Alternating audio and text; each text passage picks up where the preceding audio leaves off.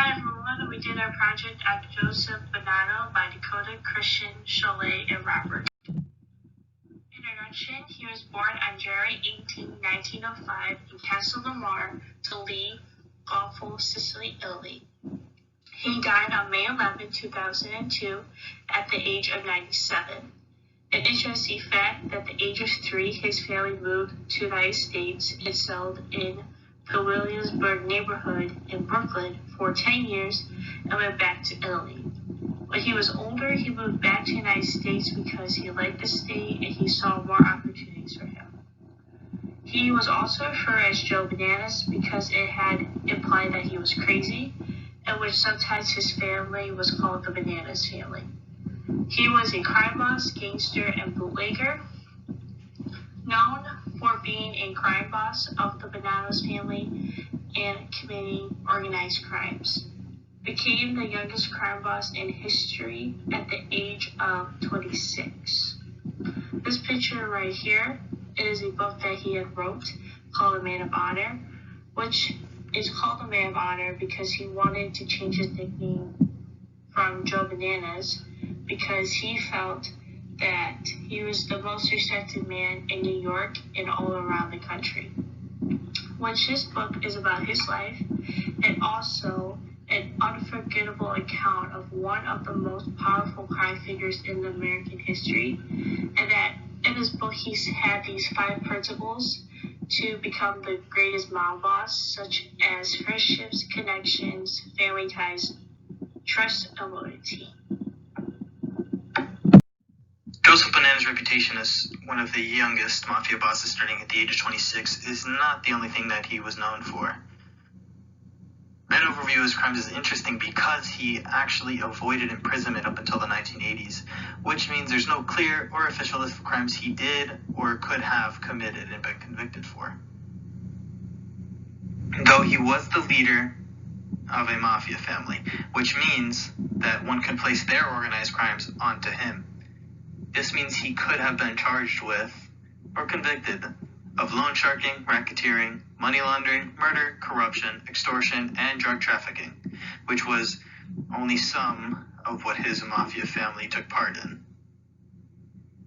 Murder would not be a surprising one considering he had planned to have multiple families of the Commission assassinated. The Commission was an organization of the top mafia families at the time.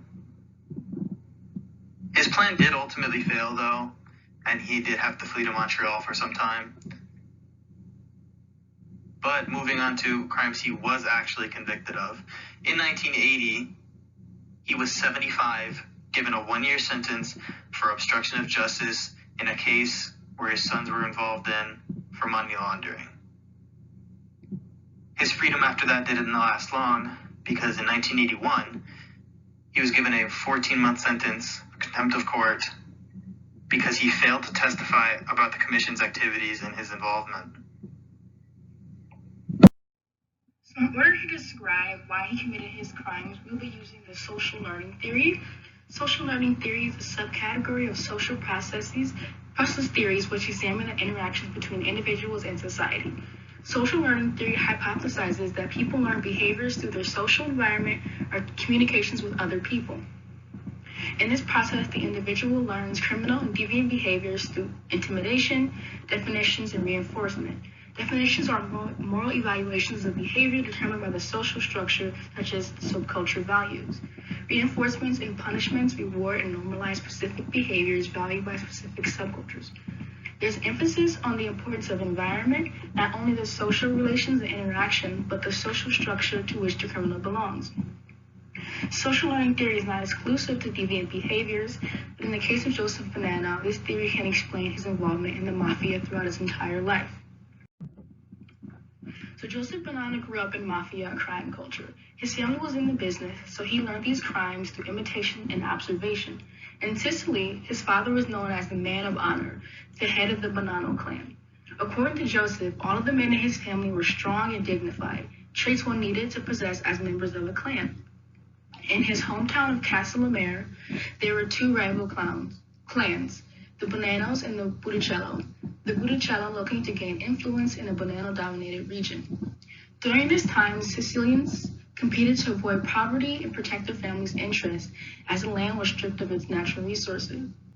According to Bonanno, his family ate more meat than the general population and consequently grew to be taller than the rest. To survive this business, families needed to be vigilant, think fast on their feet, and never doubt any suspicions. These were behaviors that Joseph Bonanno learned and imitated. As a result, he was rewarded with status within the family, capital, and success. He would soon become the man of honor, the head of the Bonanno family. Furthermore, as immigrants in America, his family and other Sicilian immigrants had little capital, so they had to take care of each other. They started the Italian bank, where neighboring countrymen would give loans and act as bankers with higher interest rates. People applying for loans could do the bankers favors to extend their payment deadlines. In America and Italy, the Bonanno family's low status and opportunities within the social structure created the necessity for collectivism and foundations of organized crime. In this case, I describe foundations of organized crime as the creation of banks and rules outside of federal law jurisdiction. I believe this behavior encourages less legislative oversight, and thus freedom to pursue criminal activities, to expand businesses, offer repercussions for those who do not want to pay interest.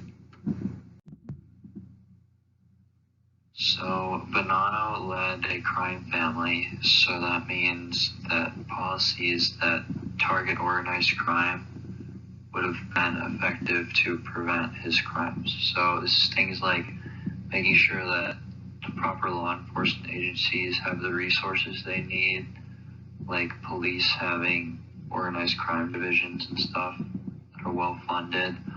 Also increasing law enforcement authority. That means things like racketeering laws so that they can effectively prosecute the leaders of organized crime organizations like Bonanno's. Also making legitimate opportunities more available and economically attractive than criminal ones. So making sure that people have other pursuits available to them than just crime. Legalization and decriminalization. So this is like things like drugs or alcohol or even gambling. If you make these things legal, then you're taking away a source of revenue for these criminal organizations. So actually in like the 70s and 80s, a lot of state governments made gambling legal, as well as like started their own lotteries. So policies based on social learning theory would have helped to prevent Bonanno's crimes, because criminal organizations like his need people to recruit, and these would have decreased recruitment. So things like making sure that there's healthy home environments for children, and also supporting core social institutions like churches, schools, and community organizations. Also immediately intervening into delinquent behavior when it first happens, and controlling chronic juvenile offenders would have helped to like reduce the amount of people that criminal organizations could, like Bonanno's, could recruit.